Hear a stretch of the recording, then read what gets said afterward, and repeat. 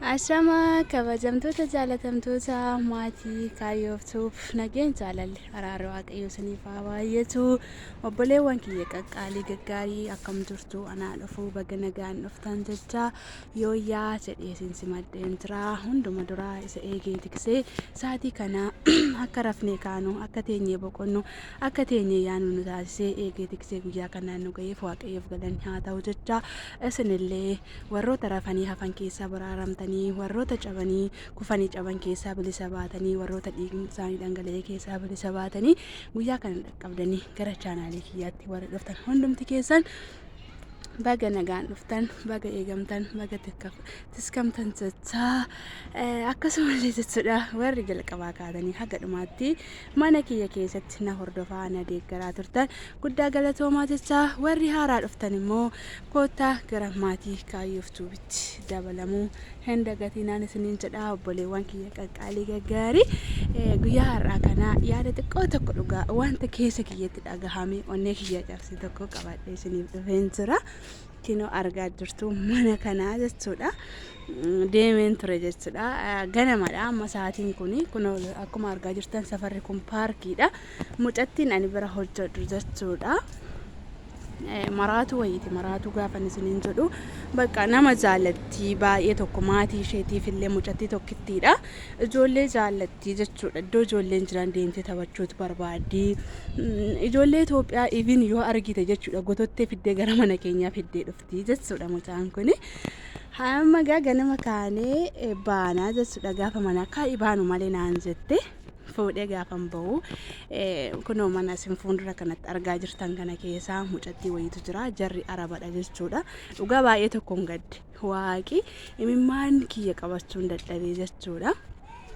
Maaliifi araboonni kuni yeroo tokko mataa isaanii akkuma waaqaatti of ilaalu jiru. Miskiinonni kan namaaf yaadan kan namaaf gaddan kan dadhabbiin namaa itti mul'atu kan beelli namaa itti mul'atu kan dhiphinni namaa itti mul'atu kan wanti hundaa namaa itti mul'atu yookaan immoo akkasumatti feestuu feesii ilaalanii kan dadhabbii kee fi beeloo kee hir'uu kee hundumaa argan jiru jechuudha.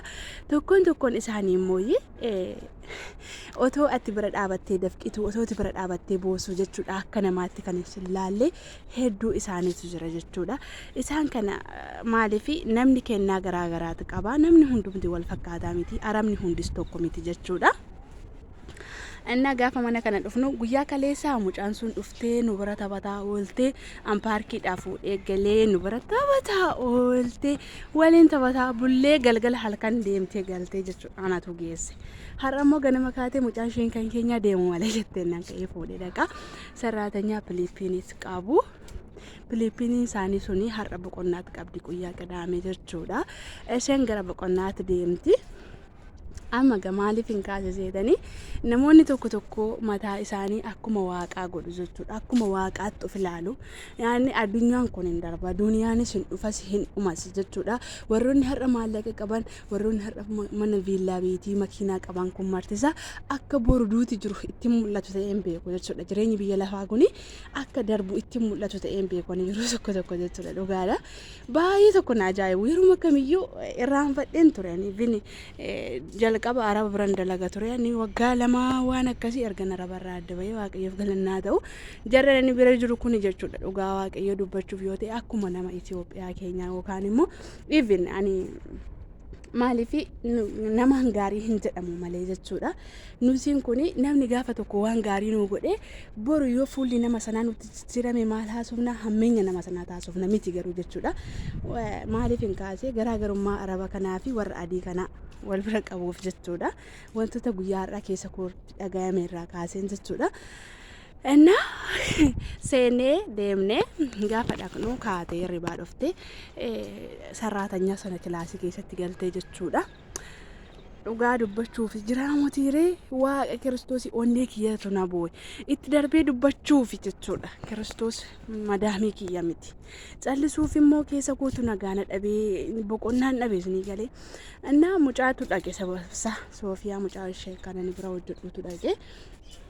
Yoon hingeessu jedhe madaamiin kiyyallee akkuma isheetti nama laalti. Ani even ijoolleen Itoophiyaa safara kana jiran fuudhee manatti galee dhugaa yoo barbaanne tolchanne yoo barbaanne marqeessine marqannee teenye nyaanne wanni barbaanne yoo goone jechuudha. Niitiin kiyya homaa tokko hin dubbattu maaliif akkuma mataa isheetitti nama silaalti jechuudha. Ta'eetoo jiru namaan gaarii hin jedhamu malee madaamiin kiyya gaariidha.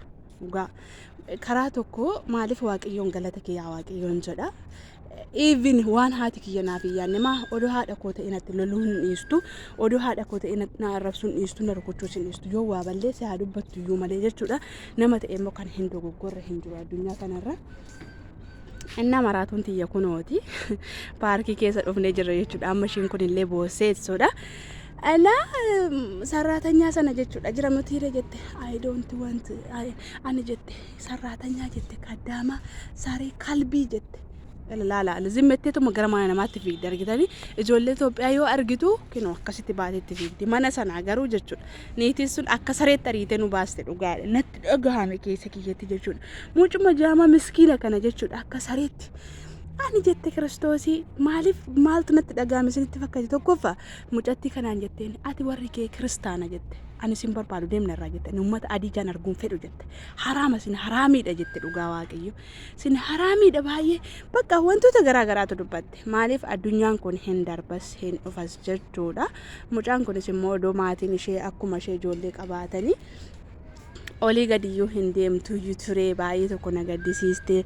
Kanaaf addunyaa darbuuf jecha even ijoollee warra mana arabaa keessa jirtan obsa waaqayyo isiniif haa kennu jechuudha. Maaliif yeroo tokko araba hunda miti arabni tokko kan haraama hin beekne illee jiru kan waaquma hin beekne illee jiru jechuudha dhugaa dubbachuu fi kan immoo safuuf safeelfannaa namni maallaan jedhaa taaziba hin beekne hin jiru akkuma nyaatanitti asii gadi baasu. Maaliif sammuu namaa hin eegani haamilee namaa hin eegani kun ta'uun qabu. Hundumti keenya iyyuu jabaadhaa isiniin jechuun barbaada. Maaliif baay'eedha waan baay'eetu jira. Isaan sadarkaa beela'anittis yoo beela'anis jechi isaanii asii gadee yoo nyaatanii quufanis jechi isaanii asii gadee jechoota sammuu namaa cabsan wantoota haamilee namaa hin eegne jiraa miti waanuma nuti birriidhaaf sagannee birriif duun wayii tokko itti fakkaata jechuudha. Isaanitti maallaqa ishiitii akka barbaaddetti haa hojjettu akka barbaaddetti yoo barbaadde haa dhiistu yoo barbaadde immoo waan barbaadde haa gootu jechuudhaan kan dalagan jechuudha. Garuu miti jechuudha yeroo tokko nus akkuma isaanii namadha yaaduu dandeenya xiinxaluu dandeenya dhugaa carraatu iyyuu olii gadi nu bittinneesse malee jechuudha. Nus akkuma isaanii kana biyya qabna akkuma isaanii nama ji'a 9-7 garaatti baatamni dhalanne akkuma isaanii yaaduu dandeenya dhugaadha nurratti hirkatanii kan isaan bareechuu kan isaan miidhagsu uffata irraa kaasee maal irraa kaasee kan hababaa godhee turaalu nu garuu jechuudha gaafa sarraatanyaa kana akka sareetti ilaalanii baay'ee dhugaa keessa namaatti dhagahama nama gaddisiisa yaanni maaliif namatti dhagahamuun dhiisu nama taanii dhalanne gizee ifatamnu baay'ee tokko intini boqonnaa namaaf hin kennu obsa namaaf hin kennu suniin jedha. Warroonni akkasii yoo jiraatan waaqayyo obsa isiniif haa laatu dhugaa sa'aatii sanatti jechuudha. Sa'aatii madaamii waa namaan jettee dhugaa haamilee namaa tuqututti dhugaa haaduu wayiitti naqi nama godha Kiristoos jechuudha. Obsa nama kutachiisa. Garuu nuti immoo kaayyoof karoora keenya laallee waggaa 100 meeqa mana isaanii keessa hin jiraan yoo baay'atte waggaa 4 yoo baay'atte waggaa 2 yoo xiqqaatte waggaa 2 wantoota akkasiiti kan nuti mana arabaa keessa dalagnu isa kanatti immoo waaqayyo obsa isiniif haa laatu isiniin jedha. Nama hin callisiisu maaliyyoo ta'e nama hin callisiisu garuu jechuudha. Maal gochuu qabna nuti immoo kaayyoo fi karoora keenya laalannee yeroo sanatti bo'uus dandeenya gadduus dandeenya nama sanaaf immoo gaarii ta'anatti fakkaatu maaliif gaddi keenya imimmaan keenya jechuudha. Hedduun keenya dhugaa maaliif nama hunda miti gaariin maama biyya kee araba duwwaa fi miti nu Itoophiyaa keessa jechuudha. Lammiilee biyya keenyaa keessa jechuudha. Kifuu meeqatu jira gaariinis meeqatu jira garaan haadhaa burreedha. Kanumti immoo sheeka ta'ee qeesii ta'ee kan waaqa sodaatee kabaja namaaf laatu jira. Kanumti qeesii ta'ee immoo namayyuu akka sareetti ilaalu jira karaa amantaas yoo ta'e jechuudha. Namni tokko miti sinii galee hundumti garaa garadha. Kiristaanas haa ta'u musliima waaqeffataa haa ta'u pirootestaantii kamiyyuu keessatti iyyuu jechuudha. Garaan namaa tokko miti kan rabbi sodaatu nama hunda miti. Kan qulqullummaa karaa rabbii irra deemu kan qulqullummaa karaa Kiristoos irra deemu nama hunda miti. Namni akkuma bifti isaa garaa gara ta'e duwwaa nama jaallataa jechuudha. Maaliif hin kaase egaa mucattii sana Filiippiinitti sana jechuudha akka sareetti ariitee mana keessa nu baaste waan hin jedheef hin kaase dhukkubee ture egaa kaleessa naguma turte galgala baay'ee qorra amma yeroon kun immoo waqtiin kun argitaniitu miti ijoollee lama qabu ijoollee mucitti tokko maraataadha maraataan nama maraataa rabbi sunitti fidiini isheen dubaraa sun nu bira dhuftee nu bira oolteetu deemte madaamii kana gaa galteen talli kun raftii har'a boqonnaa qabdi dhukkube ganama kana jechuudha dhugaadha halkan akkasitti hin bule jette inni mana seenee maal taatee dheen gaafadhe sayyuu malee sitti namni akkatti dubbatu sin barbaaddu akka sarraatanya isheetti namni dubbatu sin barbaaddu akka namni iyyuu nu allaa wadiin naani maa hoom jette sarraatanyaan kamiyyuu mana kootiif eeyyamama miti mana koo seenuu hin danda'u yoo dhukkubsattee duute iyyuu maaltu gaafachuu si geessa jette kaddaamaa kooti malee kaddaamaa keetti naan jette kaddaamtitti naan jette Inna dhugaa baay'ee natti dhagahame Kiristoosii nana imimmaan qabachuun dadhabe garaa koonna nyaatte mucaan jechuudha farastaa mooliillee arganne baay'ee na dhukkuba jette mana yaala bilbilma even jechuudha taaksii waammachuu guyyaa har'aa kana boqonnaatti qabdi taaksii waammachuuf jechuudha dubbachuu hin dandeenye isaa booda garaa na nyaatte naan kilaasii isheetti ol seene maal taate naan na dhukkuba akkas kaliisa galgala qorraatu na rukkutee ta'een beekuu lafatu na mara danda'een dubbadhu yoon dubbadhu walla tuqaa jette Kiristoos baay'ee garaa na nyaatte What happened? Mine in Anjata Nai, the Kubazra can have in Jadinan, had a Kubakamal Sigalchere, Kadam Titi. Ishen Quarabok on Nak of the Yakadamic Adame, or Karafu jette, or Cambo jetted, not Okuba jettimale, one Okusetting out. Went to Sigal to Madakalk. Malta Sigalche. 40 days with Jack and Coyote. Take out, Anjat.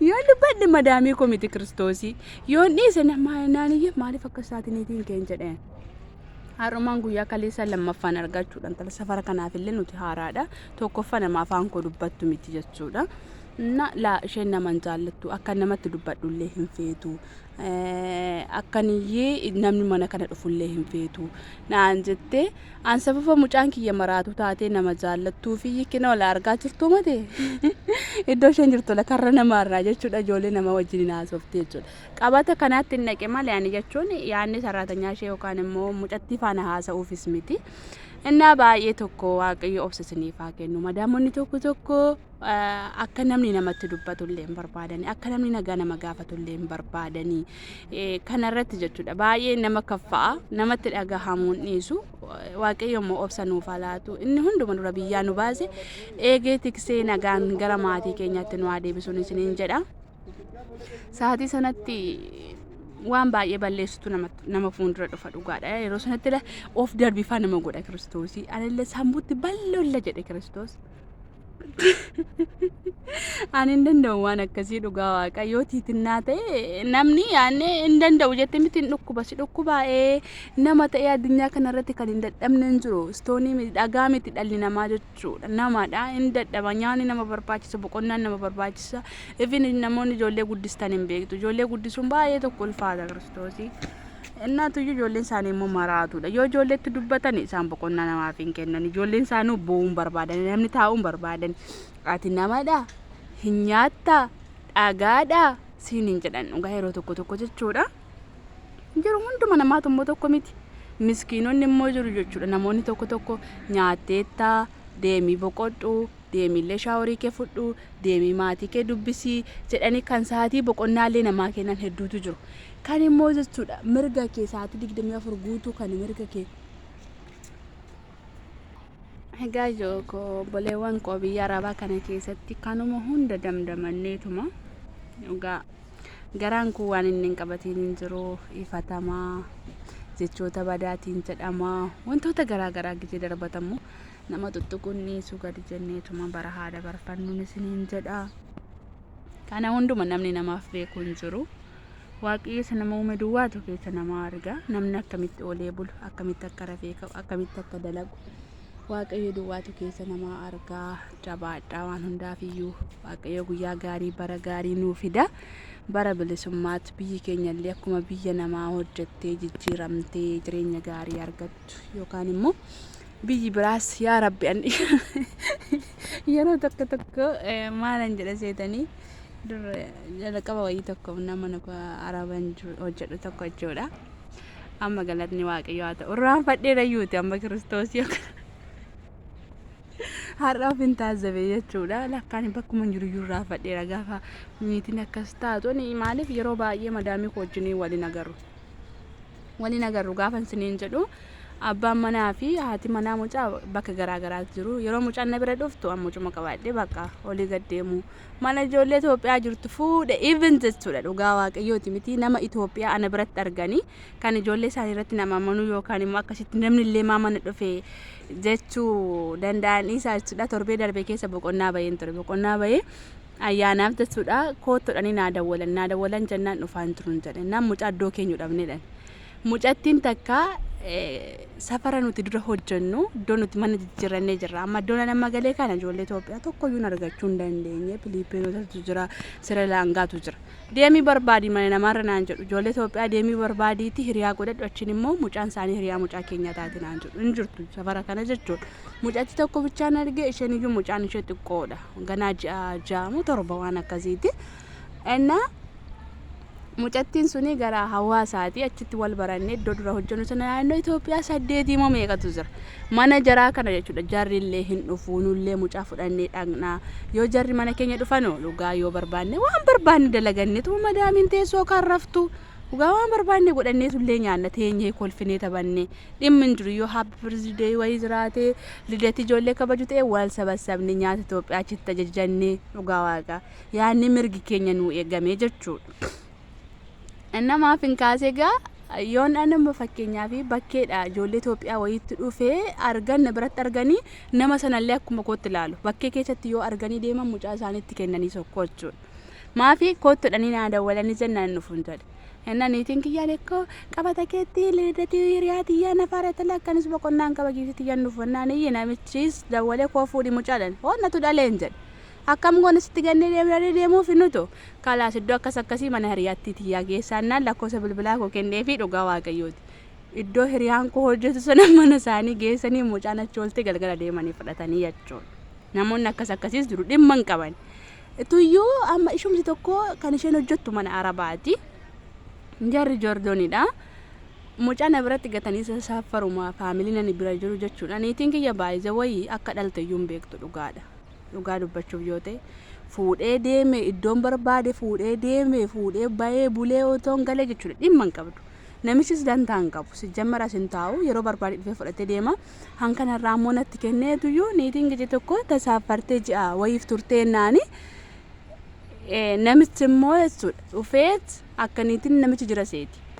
Mucaan irratti gatee innis torbee lamaaf iddoo wayii tasaaffaree ture. Warroota akkasiitu jira dhimma hin qabani maaliif si jaalanna laphima qulqulluu sitti gatu akka isaanitti ilaalu mirga keellee siif kabaju si galee dirqama keellee beeku guyyaa boqonnaa kee si laatu akkati dadhabdu beeku akkati beeloftu beeku jiru namoonni tokko namoonni gaariin kan waa'in eebbisa jechuudha.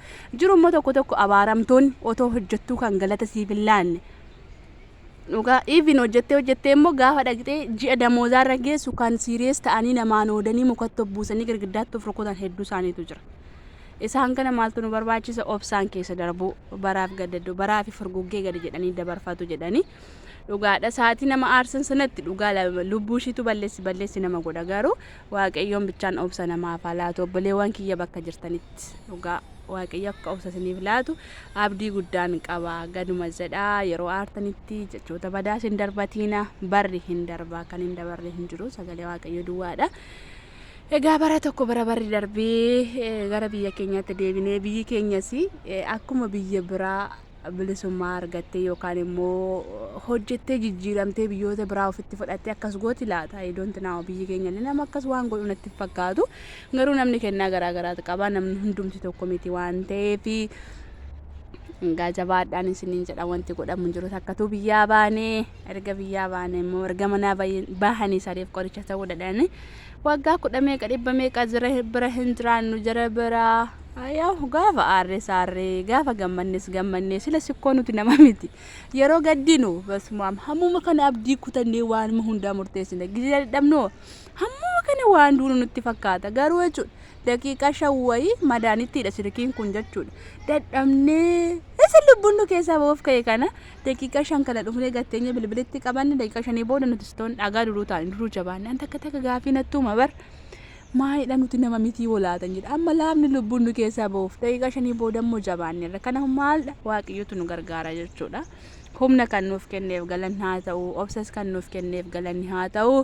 Jajjabaadhaa, obsa horadhaa isiniin jechuu barbaada. Obboleewwan kiyyaa waan na dhaggeeffattaniif guddaa galatooma. Yoon dogoggora qabaadhe sanduuqa koomentii keessatti barreessuun akkasuma yaada dogoggora kiyyaa natti himuun abdii isinirraa hin qabaa. Yeroo gaarii qabaadhaa. Hedduun isin jaalladha, hedduun isin kabaja. Baay baay. Lafa jirtanitti waaqayyo isin faana ta'u hunduma keessaniif humna isiniif haa laatu. Qimamoche.